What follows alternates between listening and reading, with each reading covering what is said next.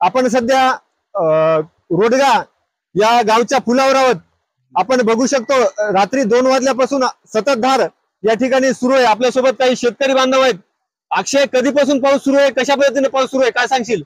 जोरात पाणी चालू आहे। रात्रीच्या 2 वाजल्यापासून हे शेताकडे जाणारा मार्ग बंद पडलेला आहे, तरी ढोरं वासरं उपाशी व वसमतला हे जाणारा मार्ग लेकरा दुखाचे लेकर तापी गिपी आलेले सुद्धा जेसीबीच्या व ट्रॅक्टरच्या सहाय्याने पर्यंत नेण्यात आले आहे। तरी शेतातल्या सोयाबीन व कापूस हळद हे चक माती खरडून गेलेले आहे। याच्यात तात्कालीन 100% अनुदान ओलाय दुष्काळ जाहीर करावं शेतकऱ्यांसाठी।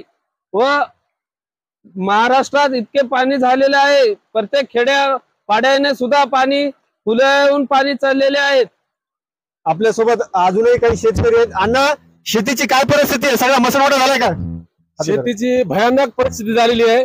सकाळी 2 वाजल्यापासून वसमत तालुक्यातील रोडगा ग्रामस्थ येथील आम्ही शेतकरी नदीवर पाहणी करण्यासाठी आले असताना एवढा महापूर आलेला आहे। वसमतला जाण्याचा संपर्क तुटलेला आहे।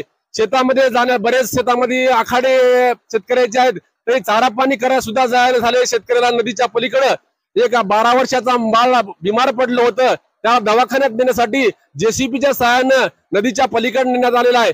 तरी आमच्या ग्रामस्थांच्या वतीनं शासनाला एवढी विनंती आहे की सध्या पंचनामे न करता तात्काळ सरसगट शेतकऱ्यांना ताबडतोब मदत जाहीर करावी आणि ओला दुष्काळ जाहीर करावा, अशी आमची ग्रामस्थांच्या वतीनं शासनाला विनंती आहे। आपल्यासोबत अजूनही काही शेतकरी आहेत। दादा, तुम्ही अनेक पावसाळे पाहिले असतील, हे पावसाळा कसा वाटतो तुम्हाला? हे पावसाळा लय मोठा झालेला आहे, म्हणजे 100 वर्षातला पहिला पावसाळा दिसते मला।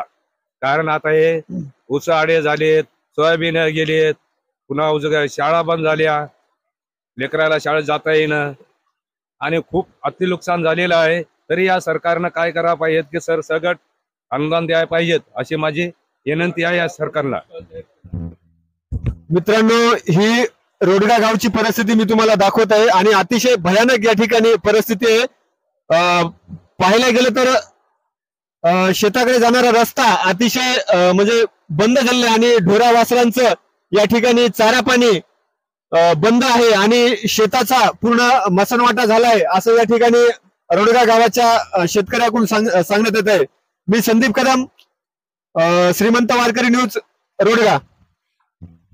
शेतीचा पूर्णपणे नदीमध्ये रूपांतर झाले आणि पीक पूर्णपणे या ठिकाणी पाण्यात वाहून गेले।